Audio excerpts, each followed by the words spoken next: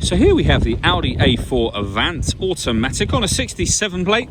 I'm going to start off by showing you around the outside of the car, and then we'll hop in and run through some controls on the inside.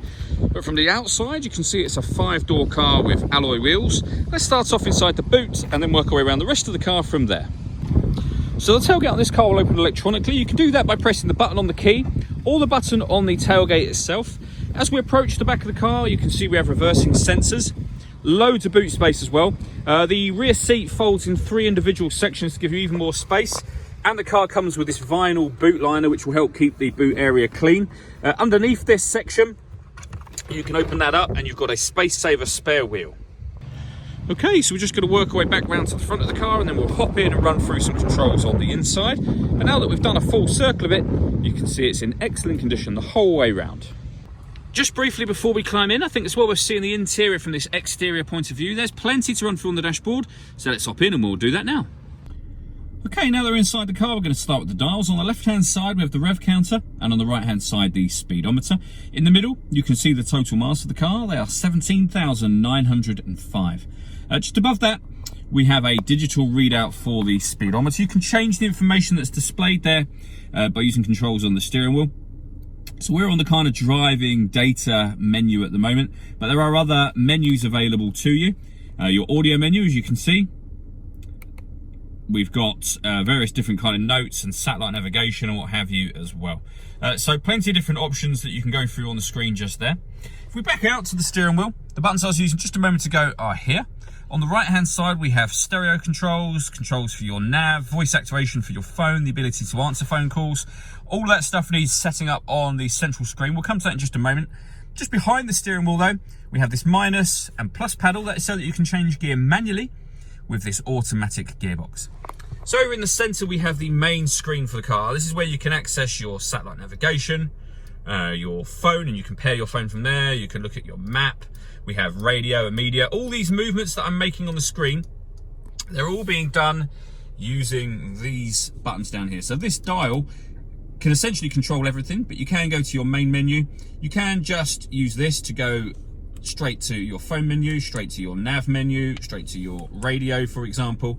And if we look up now, you'll see that we are on the radio menu. If you want to listen to your own music, you can select media. So you can go instantly to those menus, or you can press the menu button and then use the dial to go round to whatever you want to, push the dial down, and you'll be in the relevant menu for whatever it is you've selected. So this car, as you'll see, has got DAB, FM and AM radio just here. If you want to listen to your own music, you can do that under the media heading.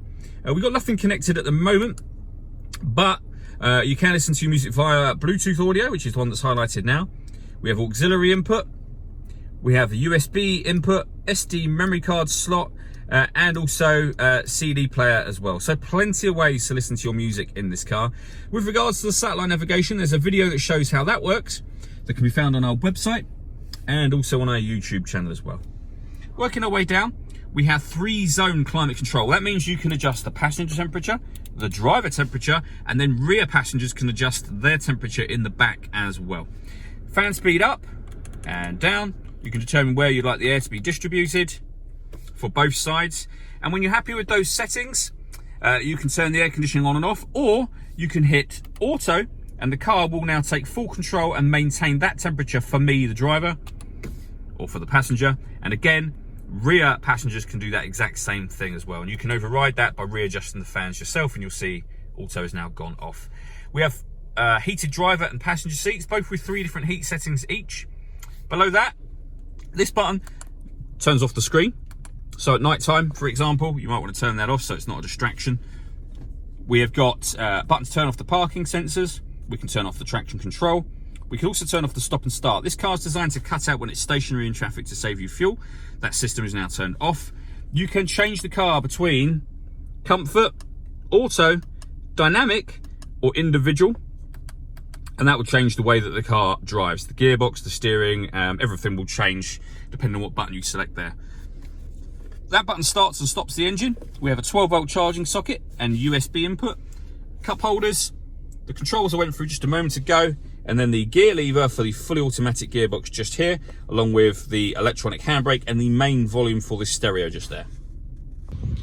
All that leaves me to say is thank you for taking the time to watch this video. If you'd like to come and see the car in person and have a test drive, please feel free to call any of our MJA sites. We'd love to hear from you soon.